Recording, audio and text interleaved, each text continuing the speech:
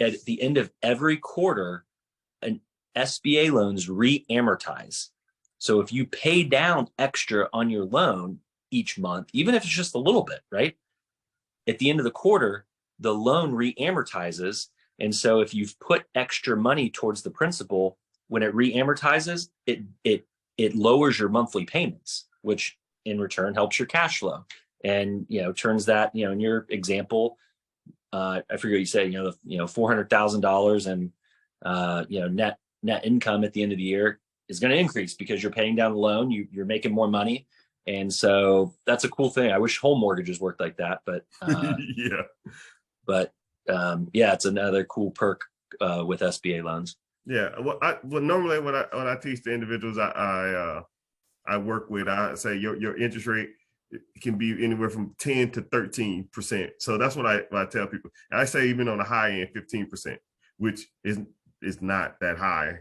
But if you're factoring in numbers and you're factoring in a 50% interest rate over so many years, over the 10 years, like if it's still cash flowing with that type of percentage, then financially is doing good.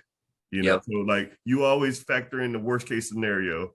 And if it's still doing great numbers, 25, 30% return on your investment with 15% margin over 5 years, not including no real estate. And then you don't have to put the full, 10% down. You got the seller note with 5%, then you bring in 5%, SBA carry the other 90, and it's still doing great numbers after all those debts or service or all those bills are paid.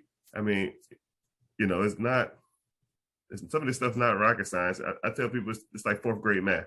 You just gotta, if it makes sense financially, I tell people too, if it makes sense financially, a lot of the other stuff you kind of can get around. You can work with the other stuff. If it makes money, if it makes money, you can handle a lot of the problems. If you're bringing in cash flow, you can hire people to do some of the stuff that you're probably not too keen on and the stuff you're not too experienced on. You can hire experience. You can't do anything with no money. So, but I think go ahead. Sorry, just a couple more little tidbits. I could talk all night about SBA. We can, but we'll wrap it up, man, in a sec. But get to little tidbits, and then we'll wrap it up as far as this portion, and then we'll go to some other stuff. Couple quick things with SBA loans. Say you buy a business, we include a salary for you, right? So a lot of people might be thinking, well, I can't buy a business because I can't take the risk and not get paid. If I buy, a business, I got a job, I got bills to pay. And, maybe it's like a misnomer that, well, if I buy a business, I'm not going to be able to collect a paycheck and, for whatever period of time. That's not true. If, when I put together a loan for somebody, I have to pay you, right? You have to live, right? You have living expenses. You have annual living expenses. So what I do is I look at your annual living expenses. This is just kind of a quick rough calculation of how I figure out how much I would pay you. I look at your monthly debts, right?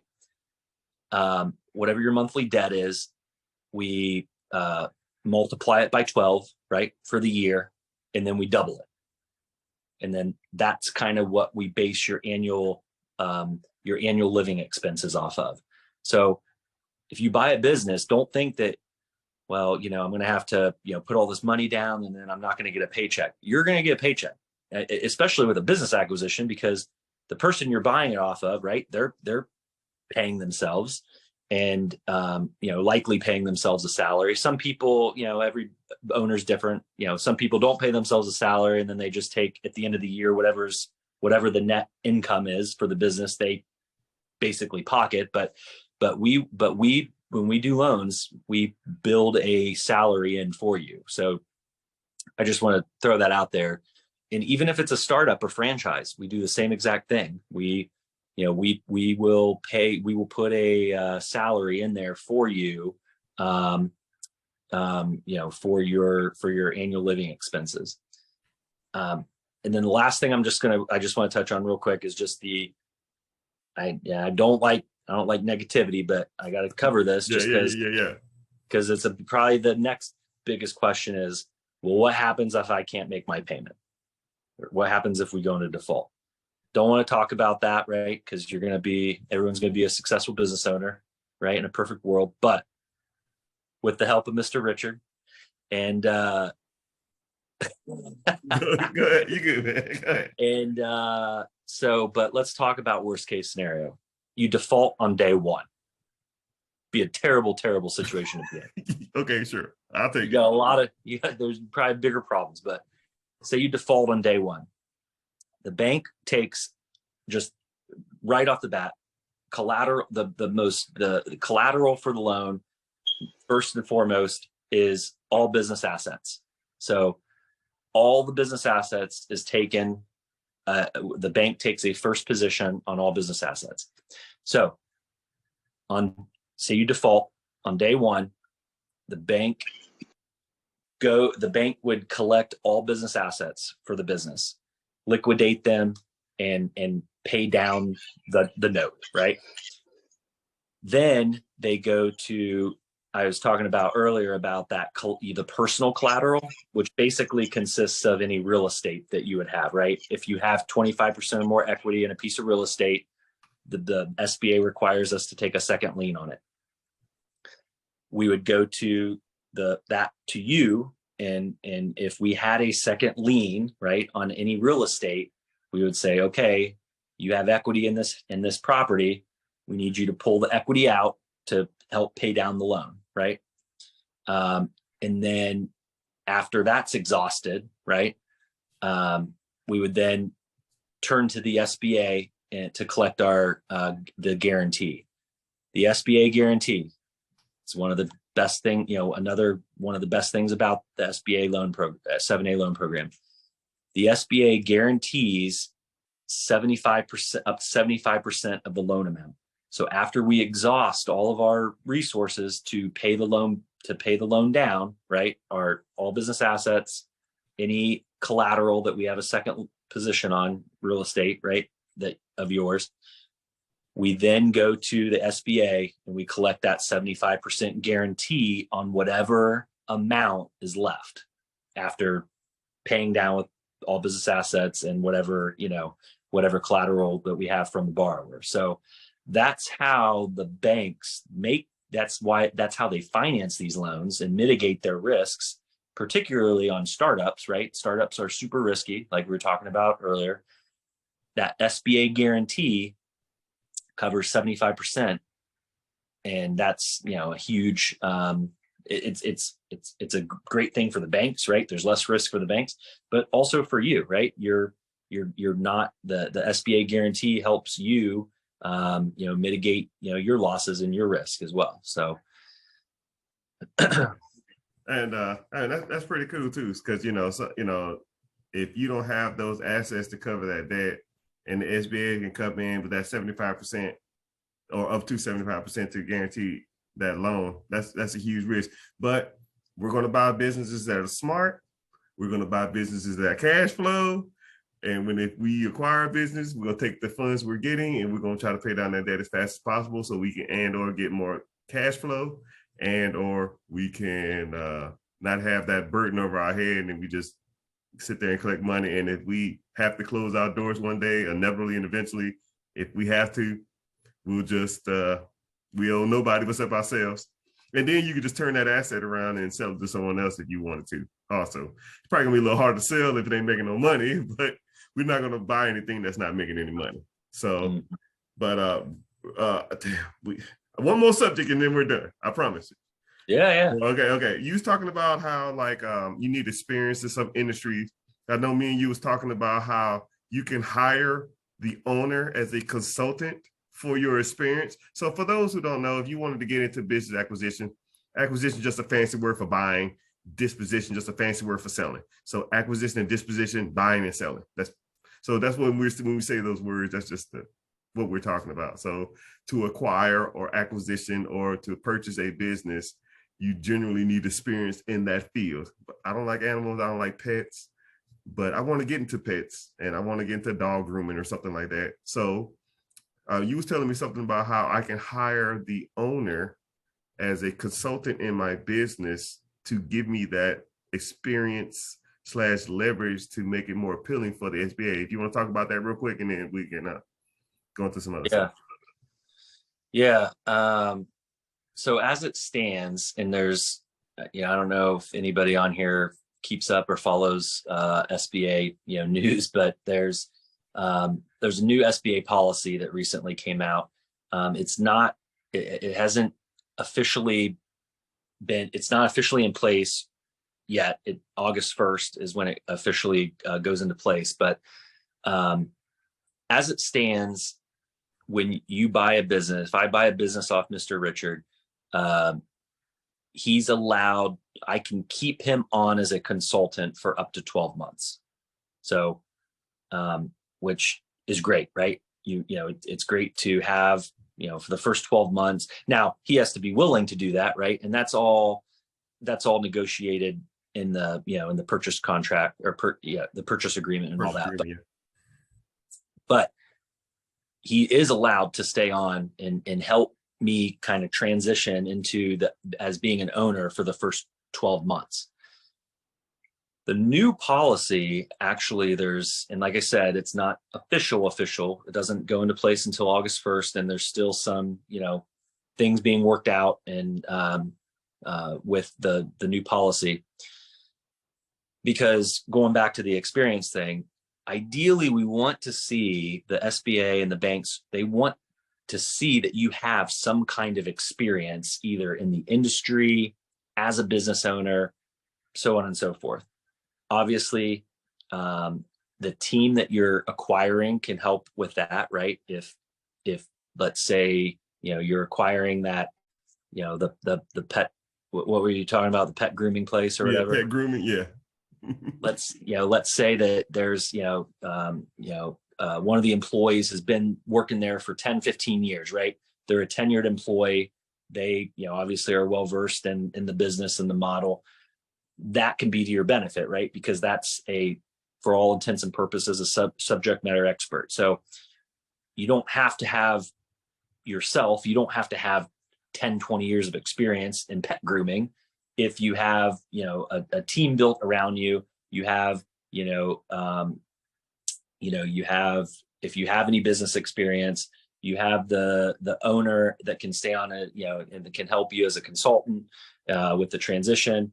So there's ways to kind of go about that experience piece, but experience is it's the third pillar, right? We've talked about credit, number one, liquidity. You need to have the equity to put into the business, and then experience. Those are the three kind of pillars that we look at. But anyways, what's exciting potentially, right? Not 100% in place yet. The new policies talks about, or the part of the new policy says that an owner can actually stay on as a minority owner of the business. So rather than buy 100% of the business from an owner, you could buy 90% of the business. You could buy 95% of the business, and the owner can stay on and still retain ownership in the business. That's huge, right? Because to Mr. Richard's point, there's gonna be a lot of businesses coming up for sale. As the baby boomers start to sell off their businesses, there's gonna be a lot of businesses for sale. If you're able to keep an owner on, right, and allow them to keep some ownership in the business, keep them on for a couple years, 2-3 years. Once the business well, once they've essentially helped transition the business over to you, in 2 or 3 years, you can buy out their other 5 or 10%. And so I look at it as a huge opportunity for folks who don't have necessarily don't have direct industry experience. You can keep the owner on, essentially, work side by side with them, and and learn everything there is about it. It's going to enable folks that don't have that experience to get into industry, to get into new industries and new businesses that they wouldn't have been able to do before. So, but that's, all pending. It's going to, go into place on August 1st. They're still working out the details, but it's an exciting new piece of the SBA for sure.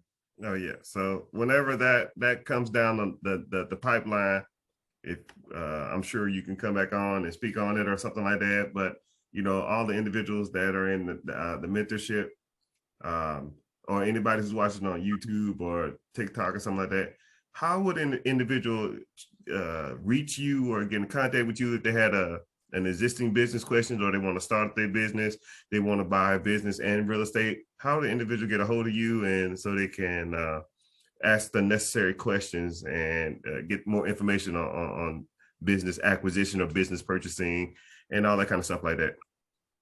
Yeah, I'm happy to put my email address or phone number in the chat here, or I don't know if you have, any of the contact information for anybody that's on here, but you're more than welcome to send my contact information out to whoever. But I'm happy to put it in the chat here, and you can put it in the, depending on what you're going to do with this, this conversation. Feel free to include my contact information and whatever platform you put it on.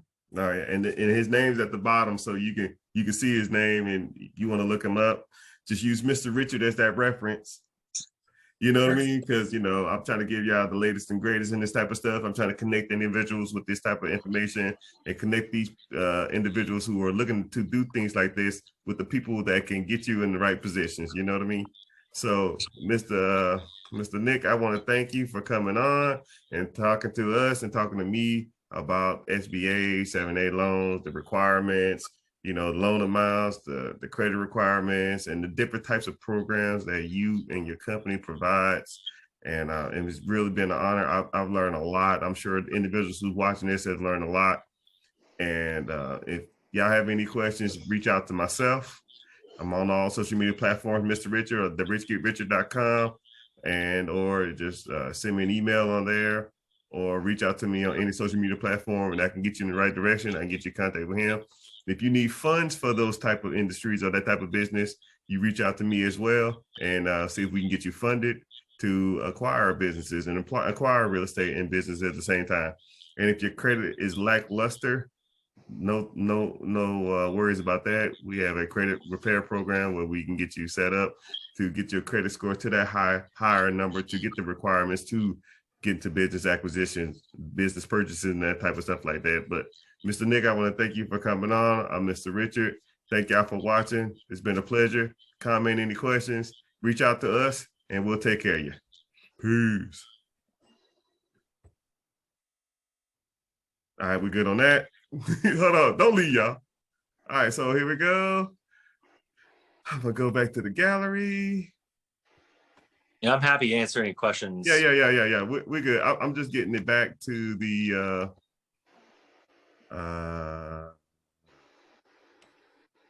all right, man, there's a lot of people here now. I don't know what you saw. I was just on two screens. I don't know what was going on. But thank you, Mr. Jason. You still in here? Oh, Jason King right here. Yeah, I'm If here. y'all want to, yeah.